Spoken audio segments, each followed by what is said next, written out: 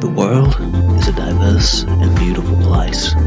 Have you ever wanted to travel the globe, exploring one exotic land, and waking up the next day somewhere completely different?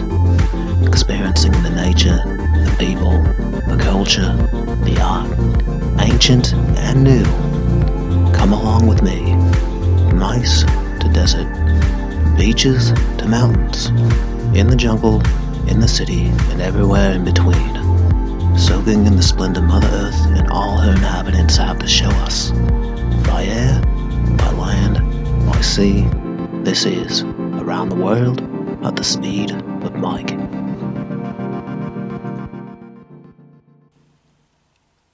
As I mentioned before, variety is a huge thing for me on these trips. So while I had been through snow and jungle and mountains, I hadn't really experienced a real deal desert. Qatar is definitely a desert country, but I didn't really step outside of the city, so I didn't experience any sand dune type of areas. And because of that, I wanted to make this part of Western Australia a priority on the trip. So I went to Shark Bay, which is in the northern part of Western Australia. It's where the desert meets the sea, and go figure, you can see sharks there. I was really excited to get there, but I was kind of disappointed because I guess sometimes in a certain point in the year, westerly winds will push all these flies inland into the coast, and every time I walked out of the car, I would just be covered in like 50 flies within seconds, and they didn't bite. They were just really annoying, and it was just kind of gross. So that aspect of it sucked. Luckily, I always bring a mosquito head mask that just kind of like goes over your head on every trip, and in this particular case, it came in really handy. It was still super annoying just having the flies all over the place though, so I definitely cut my visit to Shark Bay shorter than what it would have been otherwise.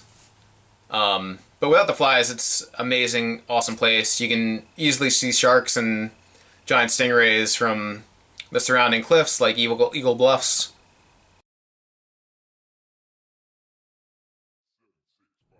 Miss a chance to get an invite to this very soon at Cooler 8 when we tell you to cool on 13/24.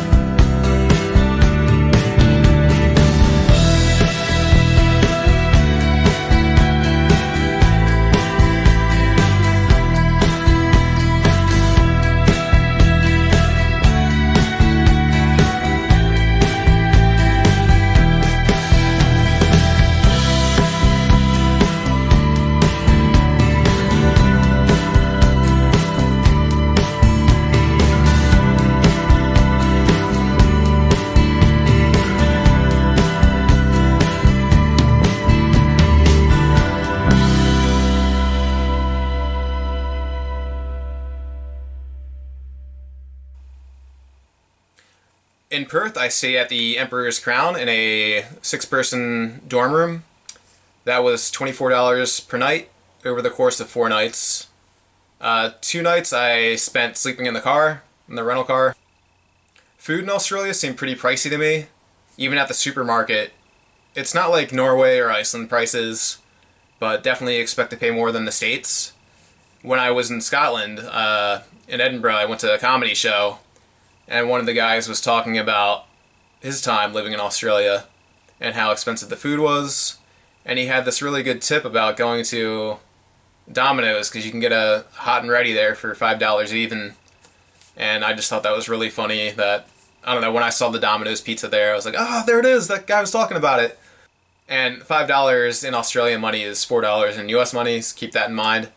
I probably spent about $10 to $12 per day on food in Australia, so that's about $70 total, I think. The bus from the airport to central Perth was about $3 each way, and I took the bus back to the airport to get a rental car, and that cost $126 over 4 days, or $31 per day. So it was about $132 total for transportation in Australia. The e-visa was $20. And there's one other charge I'm not including in this tally. When I was in Nepal, I was eating some dal bhat, and it had broken up chicken bones in it. And I thought I had crunched on one of the bones, and maybe I did, but I picked out a little thing and I thought it was a bone, but I guess it was part of my wisdom tooth. And once I got to Australia, I definitely realized there was a hole in there, so I had to go to the dentist, and they pulled the tooth, and it was super painless and super quick. So I walked out of there with a smile on my face. I thought that was pretty painless and cool. It cost $300 Australian dollars, or about 220 US dollars. So it wasn't too bad, and I walked right in without an appointment, which was also awesome. That being said, as thrilled as I was with that dental visit, I definitely chilled out for a day or two rather than exploring and doing some things I had planned on doing in Australia. So that, dampened it a little bit.